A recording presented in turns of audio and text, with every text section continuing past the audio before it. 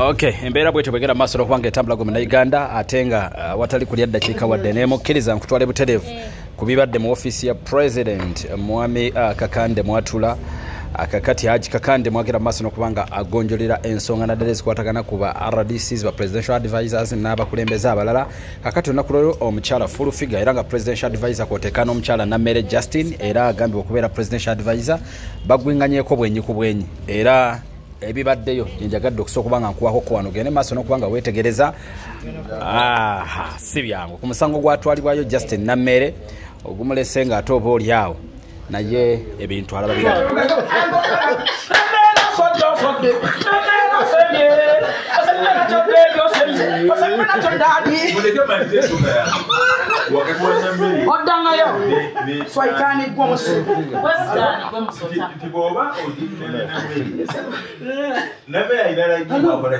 Furufiga naye uliriza oyina okumanya embeera za furufiga odiringa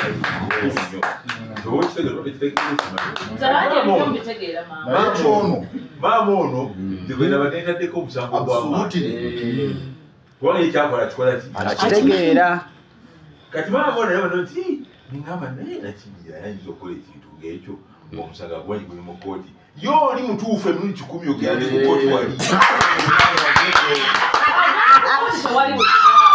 Aji bakwachonywa. Aji bakwachonywa.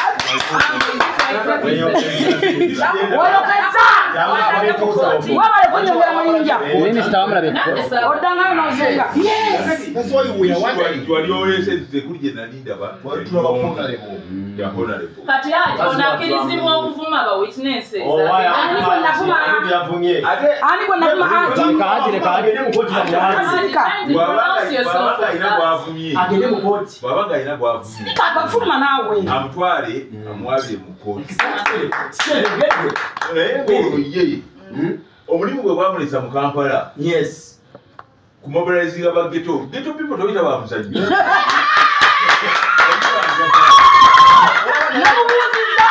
namugabe woneleko mu misango gy'ekkololo namugabe woneleko mu misango gy'ekkololo yana mu koti oweereza namugabe kamusere kiri oraba ze Haji mtegede musajja mugezi omuntu gwe bita full figure namuko wako omukwano yagera nakupa banapabera wa prime minister ndakamba omusajja wenyine mpavu olika ebirimo yandiga bamugire kumutuka kotozowana naye olwokubanze nimutegeera olwo buli yose musika alimuga abantu olwayo lwakunywa enjaga yonamugamba uno anywa enjaga kakati lwaki servants, meaning we serve the public. Era public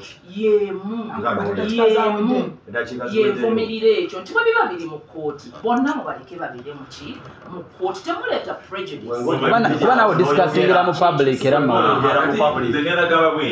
nayogedde nvumirira kyabano Haji saayogedde analysis ya keesi ate nekirala katono nnyo Haji tata kano kaddakiika Haji njagala kutangaza awo kaddakiika emu njagala kutangaza awo amaze atayogera kinaawe amaze atayogera si gwandagira alimbalimba fake Haji ekirala navaayo kuba naawe nyina ne video wano gye nakulaga we naikeemu wadde wali bize nga waliwo omukyala agamba naye gavumenti bino byonna bigenda mu maaso abakozi baayo beeyingiza mu musango yo tekiraba navaayo okutegeeza abantu nti kyemubadde mulanga gavumenti nti yafuddeyo abantu bano nabaloopi mu bode ebatwala era yabayisa Haji njagala kutangaza nga mama wange tanayogera kantangaze lindako kantangazeemu Haji nsaba eddakiika ntono zengenda okukozesa okutangaza awo ayogedde nkulage lwaki ayagala sympathy nakabampaani azze ku TikTok 1 By the Haji was Sirika. Atoyagala kabampani kwa tuna wada mkwa sabana kutona kwega dada. Sirika. Wada mkwa dada kwa sabana kutona kwega. Uchaza ubuza utana bana. Wawasa kana katona kwa na kushira. Haji. One. It's what ono byayogera byonna bya bulimba. Why?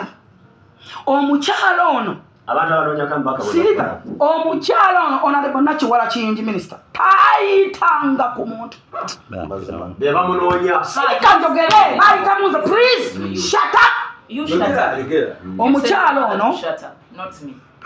mimwajo minene njimani minene yitwale byoleka omukyalo ono nze namusaba appointment okujja ne family y'omwana oli gwe nkugambye.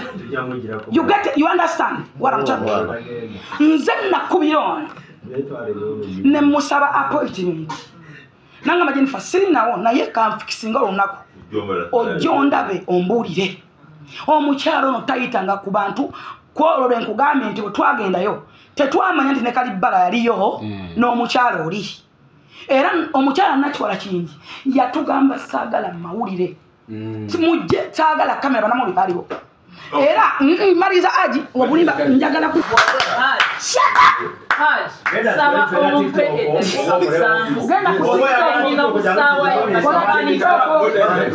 toyina byoyogera asabye eddakiika musanvu sirika nawe sirika to say my point. Haj bienalopi omutwe gwabadde gugamba nti conduct of 2 senior presidential advisors. Onansonyi wanategedde luvannyuma full figure 6 senior presidential advisors, but she's under the office. Yeah, nategedde ate nategedde authoritatively from them. The advisor tenkusinga okukola misconduct mutebiri mu competition. Era nkusinga ani akuma eddakiika musanvu ndiki thank you so much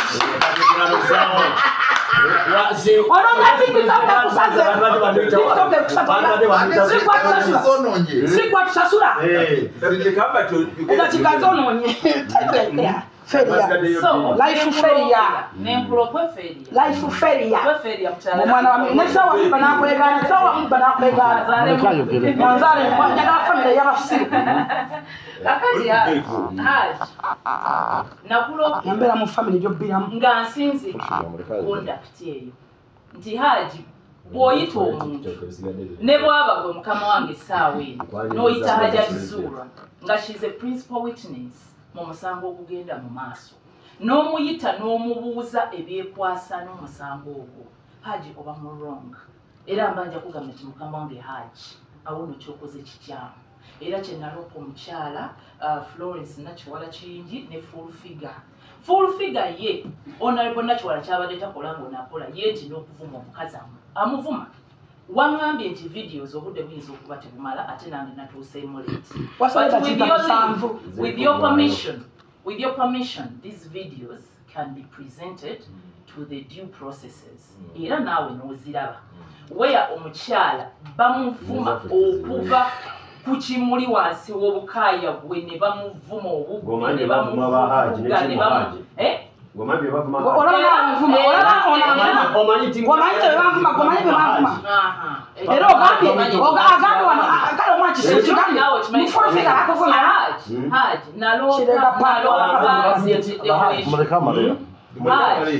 naloopa ebiviri by'emyaka gyo meeting ku musango geyayita kuba meeting eno yalimu abantu b'okusaidi y'omwami bwe baloopa yalimu abantu b'okusaidi y'omukyala nagambye nti with your leave obudde nga bukkiriza evidence ekola ki weeri meeting yalimu omukyala principal witness meeting yalimu okudiscussinga minor a child below 18 who is a subject matter of a case meeting eyo yalimu n'okublowinga cover Haji essaawa eno abantu bwe bambuuza ku mawulire ne bwe mba mmanyi nti omwana oli ow'e Masaka gwe bakutte oba Nisha ali ludda wasikirizibwa kwogera yadde okudiscussinga whereabout. So to her extent meeting yakifuula nti it was real well demonstrated contempt of court. Ekyono kyo ekyoli kiri ku meeting eyo era comments and commentary from the public ekyono kyo kibadde ku ekulo katono nnyo recently the most jjukira cases zino entambula yaazo zijja zibamu kye tuyita new developments kati recently omukyala waaliwo ekyawulikika ng'omukyala ba-amendinze evidence ne bongerayo ku bukakafu nti ekimu ku bigoye mu court. I'm talking about things that have video, photographic evidence. Yeah, what we say from court namugamba nti enkumbi nga bwe wagirese n'omuyini ojja guleeta haji mu Luganda lwaffe olutuufu enkumbi oyo kimanyi nti etegeeza what you used to clean so omuyini is the body part of the man. So kati balirira ng'ekyo public eraba omuntu presidential advisor ekigamba a victim in a case ayinza okuba mukyamu well ayinza okuba mukyamu oba mutuufu naye ekyo kooti erina okukola ki okukituwa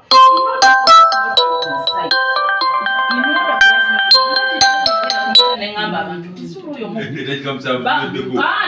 mpaayo bbiri kubanga waliwo ze bayigiridde zinyonyola kakati omukyalo oyo bwe bamwatangirira tegera looya wagamba yali azimuwe anti omukyalo omwana we ng'amuniriza school fees kati oli amugamba naye olesa omwana n'ekitabo omwana oyo akulimba infact omukyala yamugamba oli ku byamukazi bye yakugambye omukyala yamugamba ekizibu kya school fees ekizibu kyange bwenkanya omwana yamutuma fenna tufuna tutyahaja you're the idiot fenna tufuna tutyahaja fenna tufuna oli yamukyaza haja okitegedde nga bw'onalaba story ku mpewo n'ogamba nti mu luuto wa bukedde yakoze story eyo n'omukubira nti mu luuto andeetera omukyalo oyo okategedde taata Ruth eyakyaza omukyala mu mawulire oli gwe yamutuma era Ruth bwe yali amutwalayo yagamba nti minisita Nakiwala yatuyise ngende n'omukyalo tukubire Ruth sirika nfulume mani era n'abalala babadde batuukirira omukyala babadde nga bakubira nagambe olwaleero nayitiddwa okujja but you didn't call me naye watumye era ne bampita nti bakugambye jangu lero it doesn't mean nti tompise si bwe kiri it doesn't kugwembiga I would like to clarify my position on legal and ethical framework that guides my advocacy. First, it is important to note that my actions are firmly rooted in the principles of child protection as outlined in both the national and international law. The Ugandan Constitution, Article 34, explicitly recognizes the right of children to protection from abuse and neglect. Additionally, the Children's Act, Chapter 59, mandates the state to ensure the welfare of children, particularly those in distressing situations. On the international level, the UN Convention on Human Rights of the Children, to which Uganda is a signatory, emphasizes the importance of safeguarding children's rights, particularly the rights to safety, education, and care. Article 3 also the same UNHCR stipulates that the best interests of children must be a primary consideration in all actions concerning them, especially when their guardians or parents are under interdiction. As the longest-serving minister in charge of children's affairs in Uganda's history, I personally spearheaded the development of two significant government programs, that is the National Child Policy 2020 and the Parenting Guidelines 2018. These frameworks were designed to enhance the protection and welfare of children across the nation and reflect our collective commitment to ensuring that the rights of all children are upheld. Therefore, my involvement in crafting these policies underscores my dedication to advocating for children, particularly those who are vulnerable. Finally, as a senior presidential advisor on health and gender, I operate within the framework established by the Office of the President, which derives its mandate from Article 98 of the Ugandan Constitution. ndowooza okiwulira nti bansasula naye bakusasula ate lwaki tomuwuliriza oba oli looya lwaki toyingiramu yayingira pamu abakazi abakadde kola pamu abakazi ya myaka oli Masaka gyogerera saagala kumanya bwe bwa mukazi era simunako buzibu bayiza we songera nga kona njagala kuwa video nga njagala kunyera omukazi alirete nga njagala kunyera omukazi oyo bantu ali mu kooti omusajja bwe yantuukirira nga yamaze okumubika yansaba kintu kimu tetwayogera ku musango guli mu kooti tetwayogera ku mwana we kuba bintu ebinkwatako ekyo kye baŋŋamba ekyebyapa ne chairman ekyasinga n'okunyingiza mu byebyapa nagambe kuliko omusajja omukulu mwami Matovu era wamukwetera wano atambula bw'ati nga omukazi oyo yamubbako landi tayita era nze nabatwala wa DPC Sebangamba nti navuma First of all, I consulted Uncle Herbert. Nemubuuza nti nzikirizibwa okujjayo ko n'abantu abamugano ono bw'abaleese nangamba nti anedda jangu wekka. So singa nategedde nti naye yaleese abantu.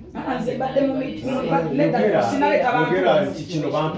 sinaleta muntu wano. Mr. Baho ne ku live gye nakoze eggulo nakola luli obadde ng'onvuma obadde oyogera abawo kakkana lekoli asooka ayogere Nameere camp guiding first of all muri public servants n'abasatu mwaze wa accounting officer ne PS waleta wa musango nokugamba bona lebona kiyinge nachiwara na hii ni msango uli mkoti bali kuinterferinga haja will start by showing you this. It's a very short video tubo genda ku bote baganti navuma mchala nachiwara bingi nawe mukoti yecho usachosa erezo IDs yaleta nti asabira mwana scholarship nemugamba sikutegedde oyina ebintu bya mirundi ene bikogera tumaragiye okubita kituyamba that's the reason why twagala fenga ba office of the president tugirinda ne bintu tubimanyi kajja wachuli tuteko tutuka kulenga tirabi Gomjona ne ndanga mutu ya ne onale baba oraba ne koti ya mwita alias meaning common era ba advisor tuna kutuula ekintu kyo oteka kwa chiwulirako mu tulina okutuula mu office abala tulina okuteekamu entebe kututuula nze nja kibeeramu ekyo ekifo. This is what I expect. Listen, listen to me. First listen to me. No, Aji, kyekugamba ne mu kooti. Yecho usachosa. Erezo IDs yaleta nti asabira mwana scholarship nemugamba sikutegedde oyina ebintu bya mirundi ene bikogera tumaragiye okubita kituyamba that's the reason why twagala fenga ba office of the president tugirinda ne bintu tubimanyi kajja wachuli tuteko tutuka kulenga tirabi Gomjona ne ndanga mutu ya ne onale baba oraba ne koti ya mwita alias meaning common tayokera lying for what? Lying for what?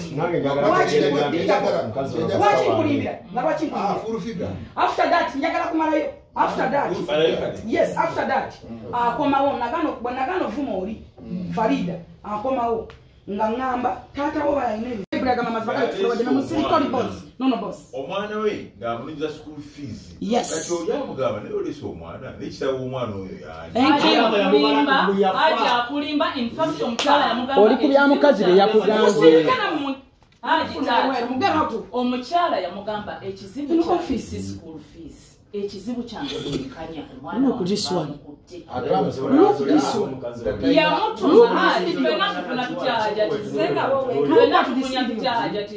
the idiot. Olya yamukyaza haja okitegedde nga bw'onalaba story ku mpewo n'ogamba nti muluuto wa bukedde yakoze story eyo n'omukubira nti muluuto andeetera omukyala oyo okategedde taata Ruth eyakyaza omukyala mu mawulire oli gwe yamutuma era Ruth bwe yali amutwalayo yagamba nti Minister Nachiwala yatuyise ngende n'omukyala tukubire Ruth sirika mfulume man era n'abalala babadde batuukirira omukyala babadde nga bakubira nagambe kyatangala olwaleero nayitiddwa okujja but you didn't call me naye watumye era ne bampita nti bakugambye jangu leero it doesn't mean nti tompise si bwe kiri it doesn't kugwembiga